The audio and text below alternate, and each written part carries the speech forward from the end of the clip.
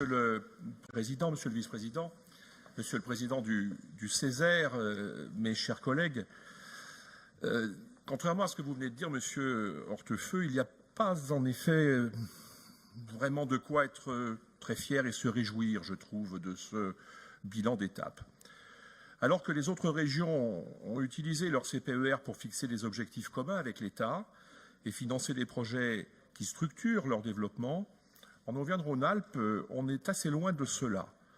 Votre objectif est en fait de gonfler au maximum l'enveloppe affichée dans le CPER. Est-ce que quelqu'un peut par exemple m'expliquer quel est l'intérêt pour la région de faire figurer dans un CPER le plan neige, le plan bourg-centre, le bonus ruralité, le soutien à la vidéoprotection des communes?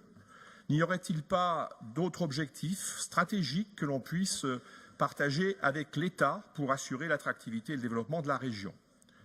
Et vous continuez, puisque vous nous demandez même d'aller plus loin dans le rapport que vous présentez, en intégrant dans d'hypothétiques futurs avenants d'autres politiques régionales, toujours hors CPER.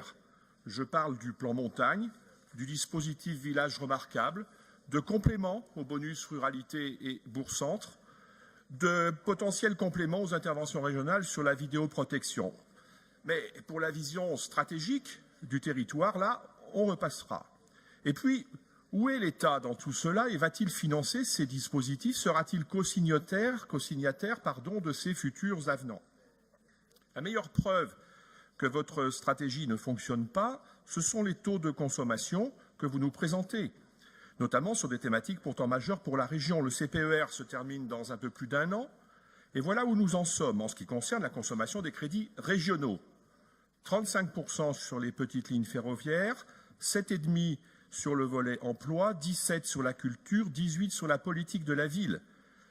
Alors évidemment, vous allez vous targuer d'un taux de consommation de près de 44% en intégrant les politiques régionales sur lesquelles nous sommes seuls à financer. Mais sur les opérations stricto sensu du CPER, on tombe à 25%. C'est évidemment très faible pour les acteurs économiques, culturels, associatifs et pour les habitants de notre région. Et donc, c'est pour ces raisons que nous allons nous abstenir, Monsieur le Vice-président, Monsieur le Président.